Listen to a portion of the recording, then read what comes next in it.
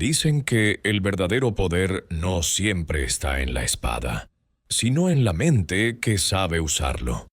Y si hablamos de reinas que dominaron este arte, Cleopatra no solo jugaba con política y ejércitos, dominaba estrategias tan audaces que los historiadores aún discuten dónde termina la realidad y dónde comienza el mito.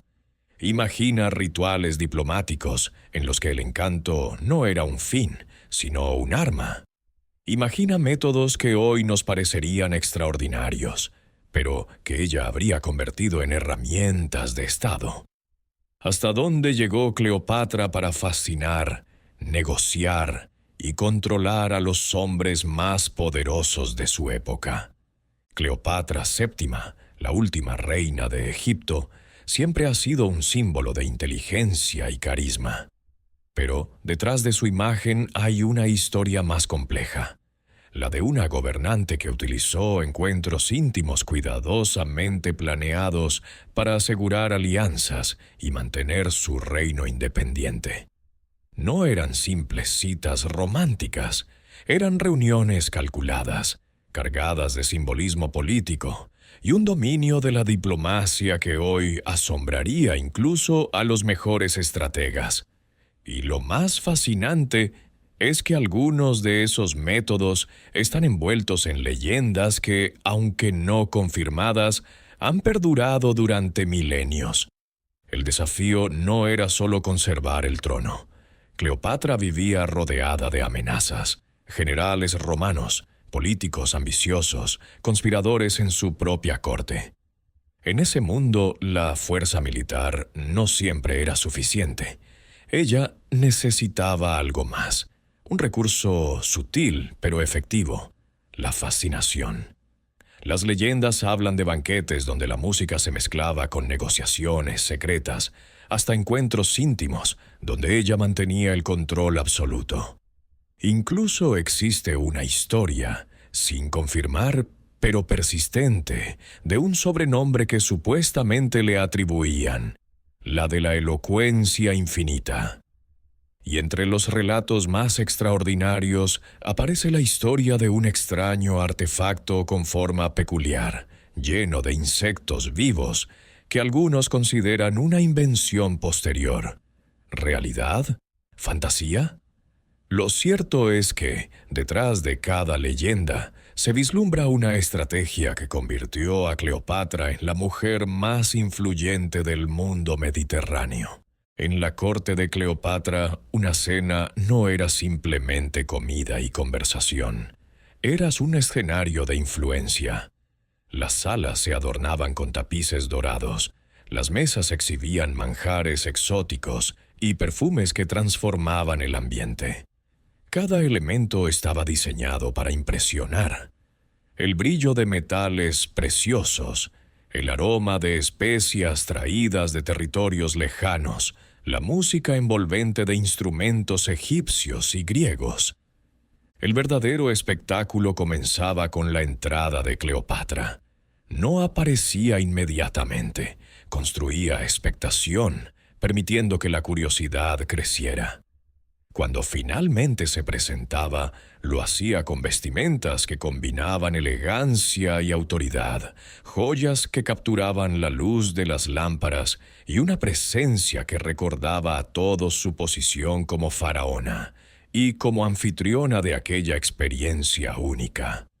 En estos eventos, los invitados, desde diplomáticos romanos hasta nobles egipcios, participaban de conversaciones que fluían libremente. El vino se servía generosamente, a menudo mezclado con hierbas aromáticas conocidas por facilitar la relajación y la comunicación abierta. Cuando el ambiente se volvía más distendido, comenzaban presentaciones artísticas que incluían danzas tradicionales. Cleopatra no siempre participaba directamente al inicio. Frecuentemente observaba, asegurándose de que cada huésped sintiera que recibía su atención personal. Esa sensación de exclusividad era fundamental en su estrategia. En ocasiones, la reina se desplazaba entre los invitados, intercambiando comentarios y creando momentos de conexión individual. A cada uno le transmitía algo diferente. A unos, la promesa de futuras colaboraciones, a otros, el respeto por su posición e influencia. Aunque para muchos observadores externos estos banquetes podían parecer entretenimiento, tenían un propósito político claro. No eran celebraciones improvisadas, eran encuentros donde Cleopatra evaluaba a sus potenciales aliados y adversarios. Una velada así podía concluir con un general comprometido a apoyarla, o con un embajador dispuesto a negociar términos favorables, sin darse cuenta de que había sido influido desde el primer momento. Caminando por los mercados de Alejandría durante el reinado de Cleopatra, entre los comerciantes y viajeros, circulaba un rumor que se repetía en diferentes versiones. La reina posee una elocuencia que puede convencer a multitudes. Esta no era una frase casual, sino una referencia que viajaba de puerto en puerto, de banquete en banquete, cruzando fronteras y culturas. La cifra mencionada en algunas versiones no debe tomarse literalmente. No era estadística, sino simbolismo o estrategia de imagen. Un número tan impresionante que, en la mente de quienes lo escuchaban, representaba no cantidad, sino maestría, influencia, capacidad extraordinaria.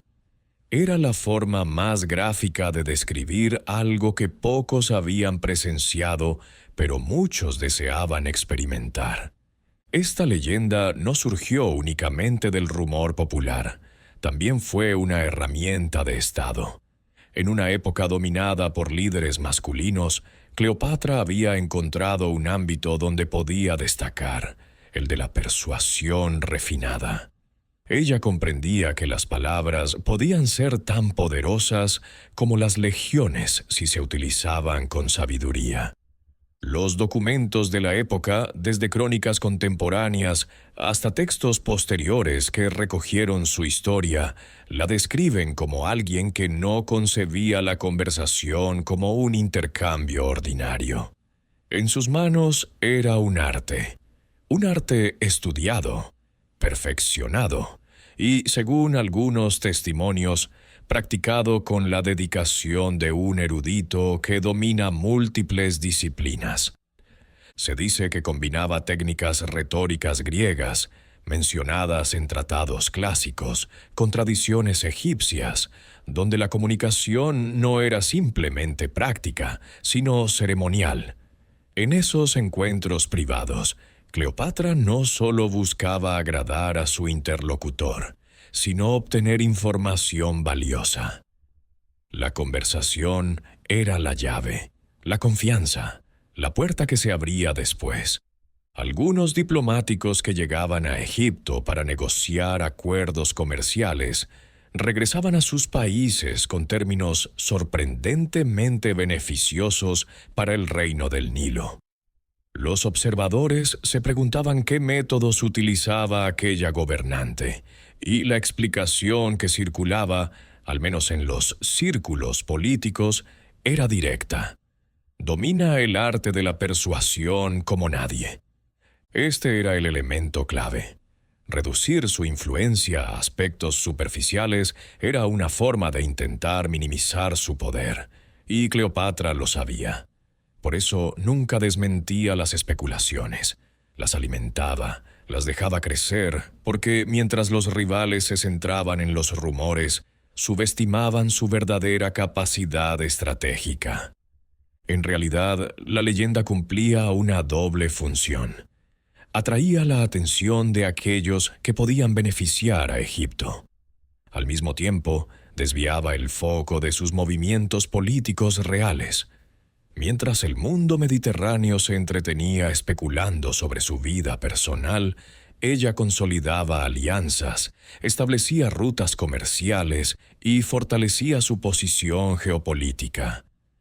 Existen indicios de que, para Cleopatra, la conversación privada no era espontánea, sino estratégica. Preparaba sus encuentros con la precisión de un comandante antes de una campaña. El lugar, los aromas, la iluminación. Todo estaba calculado para que el visitante saliera con la impresión de haber vivido algo memorable y con la disposición a considerar cualquier propuesta que ella presentara posteriormente. En el contexto del mundo antiguo, donde la reputación determinaba el destino, tener una fama como la de la elocuencia infinita podía ser controversial o ventajoso. Cleopatra lo transformó en lo segundo. Sabía que la fascinación y la intriga eran fuerzas capaces de abrir puertas más rápido que cualquier ejército. Y utilizó esa percepción hasta sus últimos días. Entre todas las historias que rodean la figura de Cleopatra, existe una particularmente extraña que se repite con curiosidad: la del supuesto artefacto vibratorio. Un objeto que, según la leyenda no confirmada, la reina habría diseñado para fines personales. A primera vista, suena como una invención posterior, una historia creada para escandalizar. Pero cuando se examina más detenidamente, se encuentra que la idea no era completamente impensable. Al menos para una época en la que la tecnología y la naturaleza se combinaban de maneras sorprendentes. El relato más difundido describe un pequeño recipiente de materiales preciosos, tallado con formas específicas, hueco en su interior. Dentro, según la leyenda, un grupo de insectos vivos, confinados pero con espacio para moverse. El movimiento constante de estas criaturas al buscar una salida generaría una vibración continua que se transmitiría por toda la pieza. Hay que imaginar el contexto. Cleopatra en una habitación privada, decorada con elementos típicos de la época y paredes pintadas con escenas de deidades egipcias. En sus manos, un objeto que, si la leyenda fuera cierta, la situaría como precursora de cierta tecnología más de 2 milenios antes de su invención moderna. Pero surge la pregunta: ¿de dónde podría haber nacido esta idea? Aquí es donde la especulación se vuelve interesante. El antiguo Egipto tenía un conocimiento avanzado de la apicultura. Las abejas no solo proporcionaban miel, también cera, y su simbolismo estaba vinculado al poder real. Los faraones del Bajo Egipto portaban títulos relacionados con estos insectos. Además, en la medicina egipcia se empleaban remedios basados en picaduras controladas, pues se creía que ciertos venenos tenían propiedades terapéuticas y estimulantes. Si un pueblo ya comprendía cómo manejar colmenas y cómo aprovechar el comportamiento de los insectos, ¿era imposible que alguien experimentara con sus movimientos? Y si esa persona era Cleopatra, con acceso a los mejores artesanos, médicos y inventores, ¿por qué no habría podido encargar un objeto así?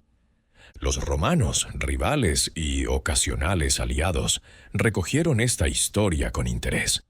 Para ellos era una forma de retratarla como una mujer de excesos extremos, pero al mismo tiempo la historia sugería otra cosa: que Cleopatra era innovadora, creativa y no dependía de otros para su satisfacción personal.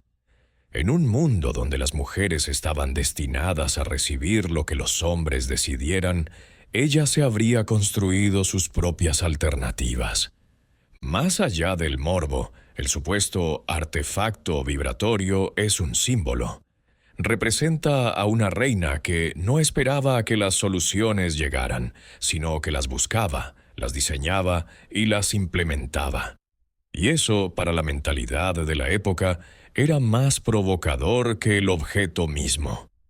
Algunos sugieren que este artefacto podría haber tenido un papel en rituales privados, vinculados a la fertilidad o a la adoración de deidades como Hathor e Isis. No sería extraño.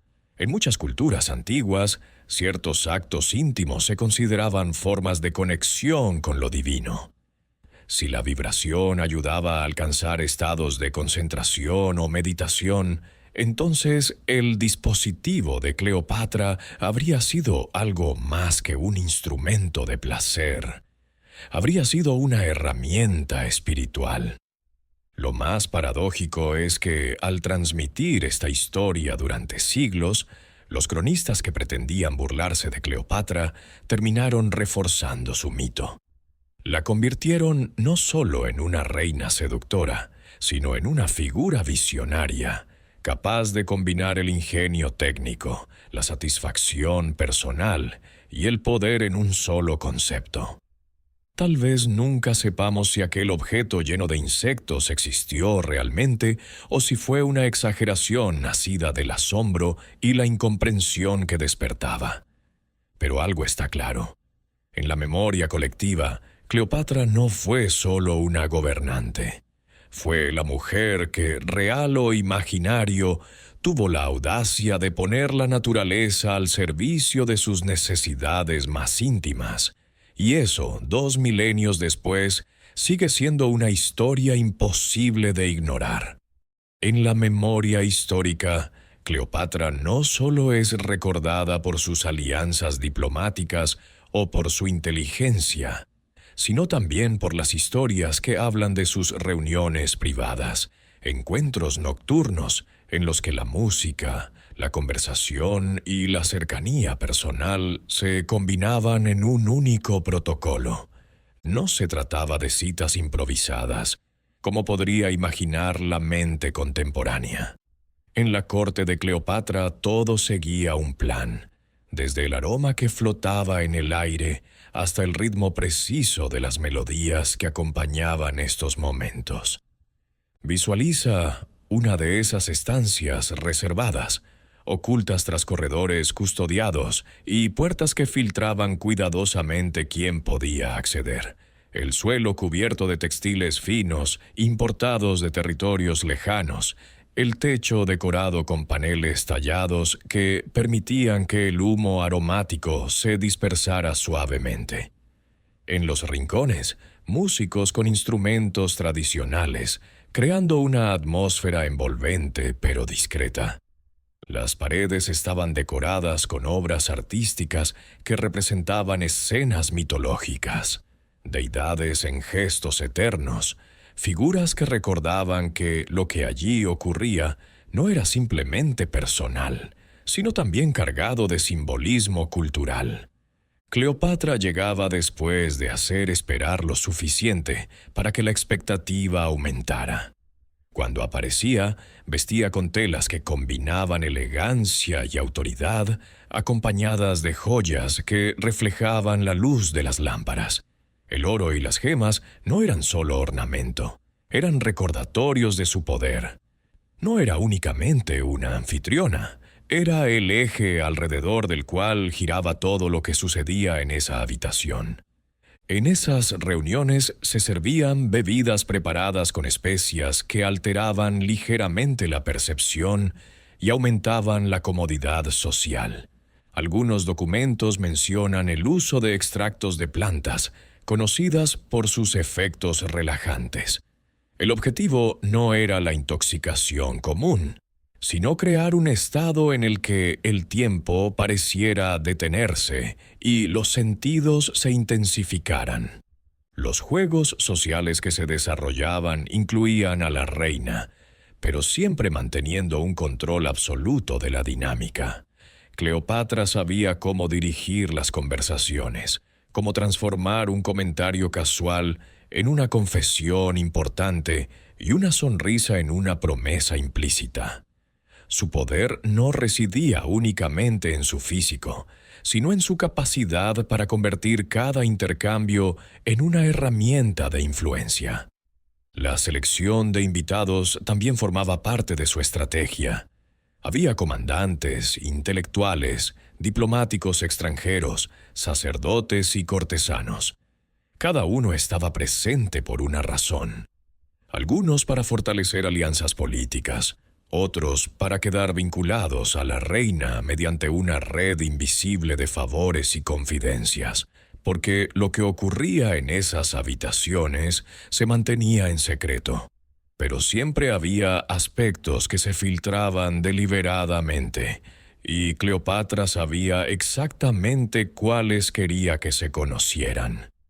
La tradición romana posterior presentó estas escenas como evidencia de decadencia, la prueba de una mujer dominada por los impulsos. Pero cuando se analizan desde otra perspectiva, se percibe que eran mucho más. Eran encuentros cuidadosamente organizados para reforzar su posición política, para influir no solo en emociones, sino en decisiones. A veces, entre las penumbras de la sala, se formaba un grupo más reducido, que se trasladaba a una cámara aún más privada, iluminada apenas por antorchas bajas. Allí, el ambiente se volvía más íntimo. Los murmullos reemplazaban a la música, y Cleopatra decidía quiénes formarían parte de ese círculo exclusivo. Para los romanos, estas historias eran material para atacar su reputación. Para los egipcios y sus aliados, eran relatos de liderazgo. Porque en un mundo gobernado por hombres, Cleopatra había descubierto la forma de que la fascinación se convirtiera en una herramienta diplomática. En esas reuniones no solo se intercambiaban confidencias, se sellaban acuerdos, se generaban lealtades y se decidía el futuro de territorios enteros. Cada vez que un nuevo huésped participaba en esos encuentros secretos, sabía que no saldría siendo la misma persona. Cleopatra lo dejaba claro. La experiencia era un regalo, pero también creaba un vínculo. Y los vínculos con una faraona nunca eran simples de romper. El poder no residía solo en las armas, ni en las alianzas escritas en papiro, sino en algo mucho más sutil y efectivo: la capacidad de fascinar a quien controlaba las decisiones. Cleopatra lo comprendió desde temprana edad. No bastaba con ser inteligente, y los registros confirman que dominaba múltiples idiomas y disciplinas. Lo que la distinguía de cualquier otra gobernante de su tiempo era su manejo de la persuasión personal como instrumento de Estado. Su educación en Alejandría no fue solo política y cultural, también incluía un entrenamiento deliberado en las artes de la influencia como herramienta gubernamental. Los palacios egipcios ya conocían desde siglos atrás el concepto de consejeras especializadas, mujeres instruidas en filosofía, música, danza y comunicación. Pero Cleopatra llevó ese modelo a un nivel de refinamiento que griegos y romanos recordarían durante generaciones. No se trataba de técnicas improvisadas o vulgares. Los testimonios sugieren que Cleopatra estudiaba tratados sobre retórica atribuidos a autores clásicos y textos sobre diplomacia que, por rutas comerciales, llegaban a Egipto desde distintas culturas. Aprendió a modular su voz para crear una cadencia envolvente. Sabía cuándo mantener el contacto visual y cuándo desviarlo para generar intriga. Y dominaba la interpretación del lenguaje corporal, adaptando cada gesto a la cultura del líder al que quería influir. Este aprendizaje no era entretenimiento, era estrategia pura. En un mundo donde los gobernantes podían caer por conspiraciones y las alianzas cambiaban constantemente, Cleopatra transformaba la conexión personal en un compromiso duradero. Un aliado que se sentía valorado en la conversación y respetado en el trato era mucho más fácil de convencer en las negociaciones formales. Julio César, Marco Antonio. Sus relaciones más famosas no fueron romances casuales, sino operaciones diplomáticas cuidadosamente planeadas. Cleopatra se presentaba como un enigma que no podía ser ignorado. Un día personificaba a la sabia faraona, conversando de literatura y política con una lucidez que impresionaba a sus interlocutores. Al siguiente aparecía como la anfitriona perfecta, creando experiencias que quedaban grabadas en la memoria. Cada encuentro importante se diseñaba como una representación teatral privada. Había música cuidadosamente seleccionada, aromas específicos, iluminación calculada y un desarrollo emocional que comenzaba con el respeto mutuo, pasaba por el intercambio intelectual y culminaba en una conexión que trascendía lo meramente político. Así, la cooperación quedaba asociada en la mente del visitante con la sensación de que Cleopatra era una aliada excepcional. Pero este poder no carecía de riesgos. El mismo magnetismo que conseguía lealtades podía despertar envidias y conspiraciones. Cleopatra jugaba en territorio peligroso. Si uno de esos líderes se sentía manipulado o traicionado, el arma que ella había perfeccionado con tanto cuidado podía volverse en su contra. Y aún así, nunca dejó de utilizarla. Para ella, renunciar a esa herramienta habría sido como abdicar de su reino. En el Egipto de Cleopatra, la política y la espiritualidad no eran ámbitos separados. Cada decisión importante estaba impregnada de simbolismo, ceremonias y referencias a tradiciones ancestrales. Y si algo dominaba a Cleopatra, era que la influencia no se limitaba al contacto directo. Podía comenzar mucho antes, en el momento exacto en que las circunstancias creaban las condiciones ideales para que la fascinación prosperara.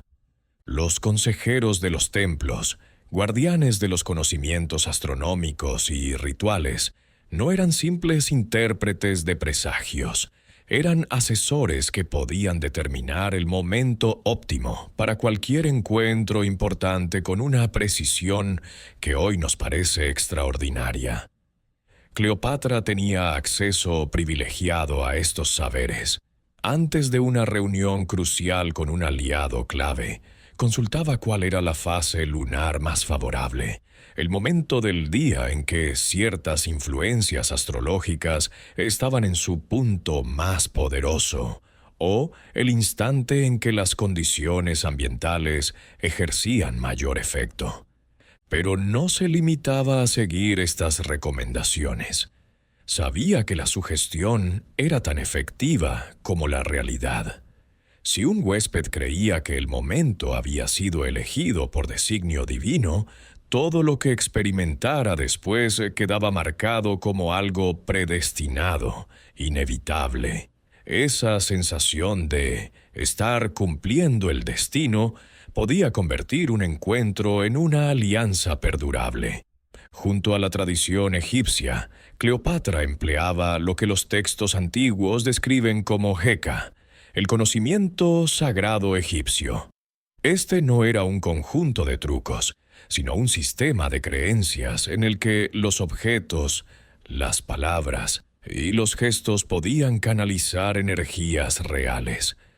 Perfumes elaborados con flores del Nilo y resinas importadas desde territorios lejanos se usaban no solo por su aroma, sino por sus supuestas propiedades para abrir el corazón o facilitar la comunicación. Existen referencias que sugieren que Cleopatra encargaba amuletos con símbolos específicos grabados, los cuales se colocaban discretamente en la habitación antes de un encuentro. Estos talismanes podían representar escarabajos, símbolos de renovación, o figuras de Hathor, la diosa del amor y la música. Incluso las copas que servía a sus invitados podían estar decoradas con signos que, según la tradición, intensificaban la armonía entre las personas. En algunos protocolos más elaborados, Cleopatra combinaba el uso de ciertos colores en su vestimenta, el rojo de la vitalidad, el dorado de la realeza, con música específica, ejecutada por artistas entrenados para generar ritmos que favorecían la concentración. El resultado era un ambiente que parecía separado del mundo cotidiano, como si cada sonido y cada detalle estuvieran alineados para conducir a un solo resultado. Para los líderes que caían bajo su influencia, aquello no era solo diplomacia, era una experiencia envuelta en misterio, como si hubieran sido elegidos para participar en un protocolo ancestral que solo unos pocos podían conocer. Así, Cleopatra transformaba un momento político en una experiencia cultural, imposible de olvidar y aún más difícil de resistir. De la tradición griega, Cleopatra heredó algo completamente distinto: la teatralidad de la persuasión. En las cortes helenísticas, la conversación y el intercambio social eran considerados artes que podían perfeccionarse. Los simposios no eran simples reuniones para socializar, eran verdaderos escenarios de seducción intelectual. Se recitaban versos, se debatía sobre filosofía y se compartían juegos de ingenio con reglas refinadas. Cleopatra llevó esa idea a su palacio, donde las veladas podían comenzar con poesía y terminar en un ritual cuidadosamente diseñado para estimular todos los sentidos. Ella entendía que la fascinación comenzaba mucho antes del contacto físico, empezaba en la mente. Roma aportó un enfoque más directo, pero igualmente útil para su estrategia. Para los romanos, las relaciones personales eran un campo donde se ejercía poder, se influía en adversarios y se consolidaban alianzas. En los banquetes más exclusivos, la abundancia de comida, vino y entretenimiento creaba un ambiente de euforia que facilitaba las confesiones y los compromisos. Cleopatra tomó esa franqueza romana y la mezcló con el simbolismo egipcio y la elegancia griega, logrando algo sin precedentes: protocolos que podían ser sagrados y políticos al mismo tiempo, místicos y prácticos en un solo evento. En una misma velada, podía agasajar a un embajador griego con una presentación inspirada en las tradiciones dionisíacas, servir a un general romano un festín que recordaba las celebraciones patricias, y luego conducirlo a una ceremonia privada donde él representaba roles mitológicos específicos. Cada gesto, cada objeto en la sala tenía un propósito. Lámparas de aceite que proyectaban luces sugerentes sobre las paredes, incienso de mirra y canela que relajaba la mente, copas de oro rebosantes de vino especiado que estimulaba la conversación. Pero su verdadera genialidad estaba en saber adaptar el enfoque. Cleopatra no imponía un solo tipo de protocolo. Moldeaba la experiencia según el origen, la cultura y la psicología de su huésped. Con los egipcios utilizaba el misticismo, con los griegos la sofisticación cultural, con los romanos la abundancia. Esa capacidad de adaptación era tan poderosa como cualquier ejército, y no era improvisación. En su corte trabajaban asesores que estudiaban las costumbres extranjeras, músicos que conocían melodías de distintos pueblos, cocineros que podían recrear platos de cualquier región del Mediterráneo.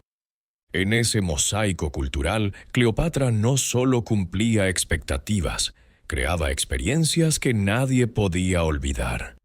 Los líderes que caían bajo su influencia no solo recordaban su inteligencia o su carisma, sino el conjunto, la sensación de haber vivido algo único, de haber viajado por mundos y tradiciones sin salir de una sala del palacio. Y así, entre fascinación y diplomacia, construyó alianzas que duraron más que cualquier tratado escrito. En una época en la que la imagen de una gobernante podía determinar su supervivencia o su caída, Cleopatra eligió que la suya fuera una herramienta. No era ingenua, Sabía que el poder, en aquel mundo dominado por líderes masculinos, se conseguía con ejércitos, riquezas, y también con la mente y la presencia. Las etiquetas que Roma se encargó de difundir no nacieron por casualidad, sino como un reflejo amplificado de lo que sus enemigos temían y sus aliados admiraban. La corte romana, con sus senadores vestidos de púrpura y sus generales endurecidos por las campañas, podía burlarse públicamente de esa imagen.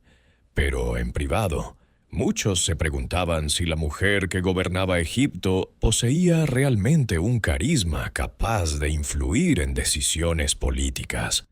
En lugar de huir de esa percepción, Cleopatra la aprovechó. Ella entendía que un mito repetido con suficiente frecuencia se convierte en una herramienta para quienes lo escuchan. Su alianza con Julio César fue el primer gran ejemplo de cómo esa reputación podía moldear la geopolítica. Cuando Cleopatra, aún joven, fue expulsada de Alejandría por las conspiraciones palaciegas y el ascenso de su hermano Ptolomeo XIII, sabía que debía recuperar el trono. Roma era la única fuerza capaz de inclinar la balanza, y César el hombre que podía decidir su destino. La leyenda cuenta que se presentó ante él transportada secretamente, envuelta en tejidos, según algunas versiones, para llegar de forma clandestina a sus aposentos. Aquello no era solo un gesto dramático, era una declaración de intenciones. Estaba dispuesta a romper todas las reglas diplomáticas para fascinar al líder más poderoso del momento. Lo que comenzó como una maniobra estratégica pronto se convirtió en una relación que escandalizó a Roma. César no solo le devolvió el trono, sino que la convirtió en madre de su hijo, Cesarión. Ese niño no era solo un heredero legítimo para Egipto, era una ficha en un juego mucho más amplio. Mientras existiera, la conexión entre Roma y Egipto quedaba establecida para el futuro. Pero fue con Marco Antonio cuando Cleopatra llevó esta política de la fascinación a su máxima expresión. Antonio no era un hombre ingenuo. Era un general con experiencia de combate, un estratega experimentado.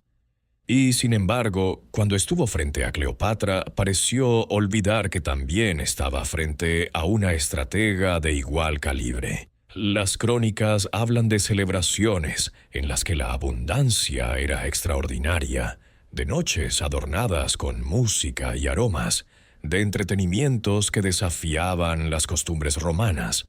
Para la propaganda de Octavio, aquello era la evidencia de que Antonio había caído víctima de una reina oriental corrupta y manipuladora.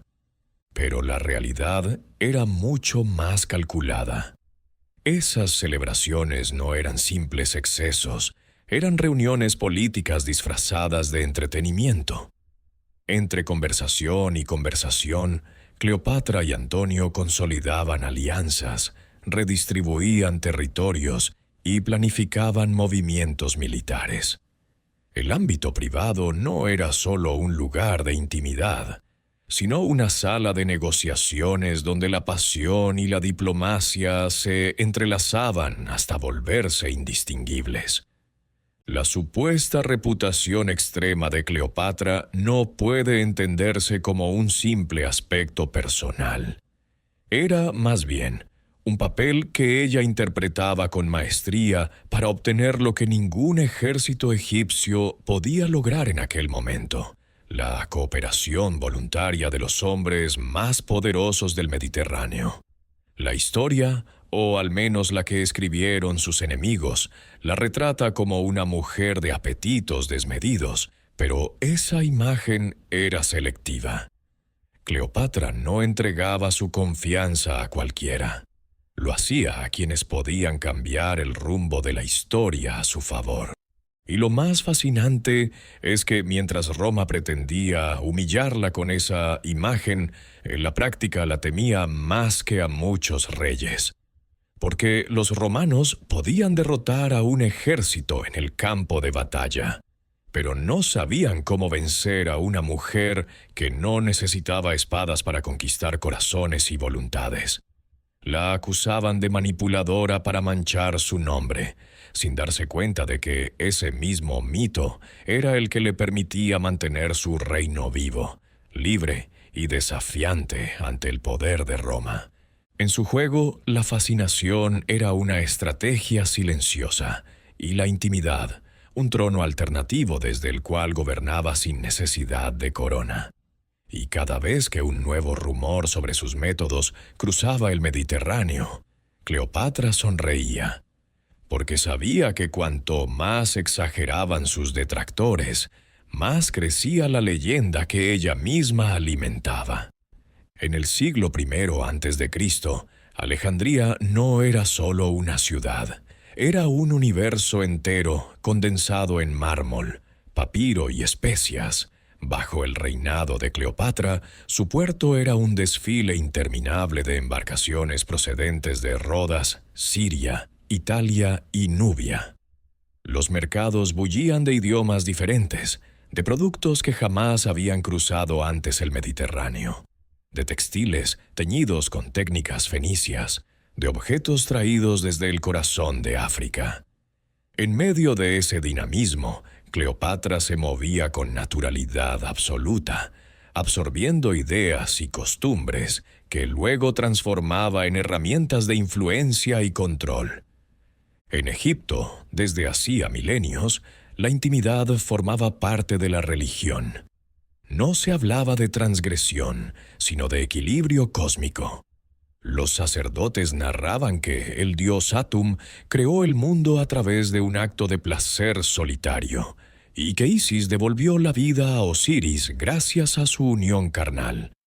Para los egipcios, el acto íntimo era una forma de renovar el orden del universo, de mantener viva la energía que sostenía la existencia.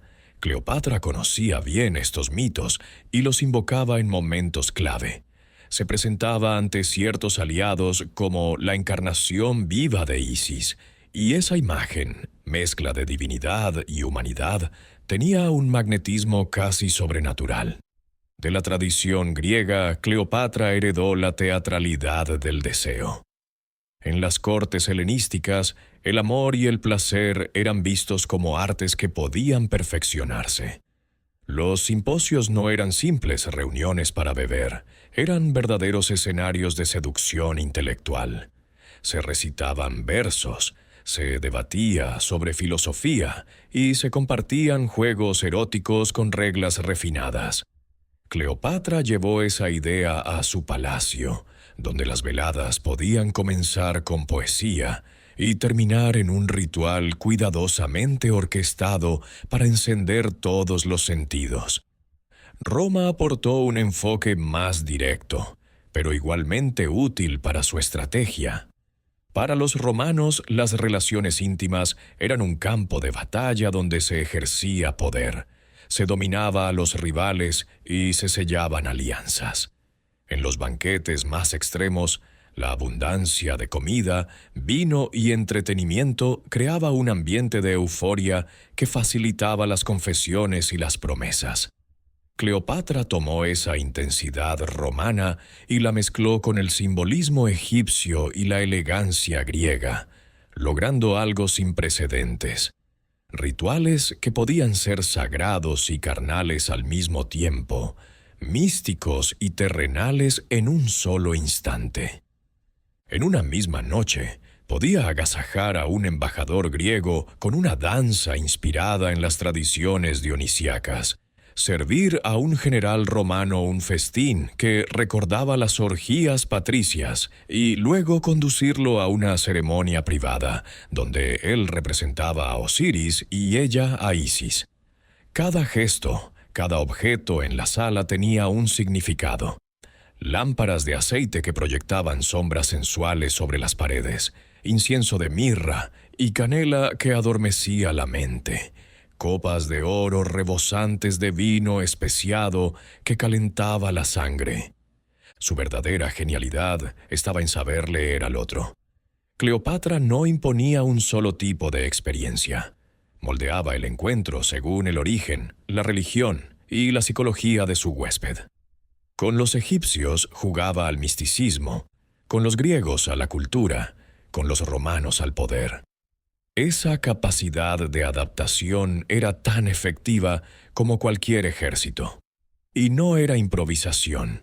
En su corte trabajaban consejeros que estudiaban las costumbres extranjeras, músicos que conocían melodías de distintos pueblos, cocineros que podían recrear platos de cualquier rincón del imperio. En ese mosaico cultural, Cleopatra no solo satisfacía expectativas, creaba experiencias que nadie podía olvidar. Los hombres que caían bajo su influencia no solo recordaban su belleza o su inteligencia, sino el conjunto, la sensación de haber vivido algo irrepetible, de haber viajado por mundos y culturas sin moverse de una sala del palacio. Y así, entre seducción y diplomacia, construyó alianzas que duraron más que cualquier tratado escrito. Tal vez por eso, cuando los escritores romanos quisieron retratarla como una amenaza para la moral, no sabían bien qué imagen escoger. ¿Era una sacerdotisa que jugaba con la fe de los hombres? ¿Una cortesana refinada que los atrapaba con inteligencia? ¿O una reina perversa que los arrastraba a la decadencia? La verdad es que Cleopatra fue todo eso y más, porque su poder no estaba solo en su cuerpo, sino en su capacidad para hacer que cada persona que la conociera sintiera que había tocado lo divino, y lo prohibido al mismo tiempo. Cleopatra, incluso su nombre resuena como un eco que atraviesa milenios. No fue una reina ordinaria. No fue solo una mujer que se sentó en un trono dorado y gobernó con edictos. Fue una maestra de mentes y corazones. Su reino no terminaba en las fronteras de Egipto, sino en los rincones más profundos de la imaginación humana. Los romanos quisieron pintarla como una cortesana sin escrúpulos, una esclava de sus ambiciones. Pero esa imagen, repetida durante siglos, fue solo la máscara que ocultó algo mucho más peligroso. Una mujer que entendió la fascinación como una forma de poder, que supo que en la intimidad podía arrancar más secretos que en cualquier sala del trono. Cada protocolo del que hemos hablado, cada banquete, cada encuentro íntimo, no eran solo momentos personales, eran ejercicios de poder. Eran promesas susurradas, pactos sellados con la confianza mutua, alianzas que no necesitaban tinta ni pergamino. Y aunque muchos de esos relatos hayan sido exagerados o inventados por sus enemigos, el simple hecho de que sobrevivieran hasta hoy demuestra algo. Cleopatra no necesitó vivir todos esos excesos para que el mundo la creyera capaz de ellos. Esa es su mayor victoria. No conquistar territorios, sino conquistar la mente colectiva, incrustarse en la memoria de las civilizaciones, ser recordada más por la intensidad de sus estrategias que por las leyes de sus días. El tiempo, que lo consume todo, no ha podido borrar su sombra. Y tal vez ese es el verdadero ritual que aún permanece. El de una historia que no muere, que sigue fascinándonos desde la distancia, como una sonrisa que invita y desafía al mismo tiempo.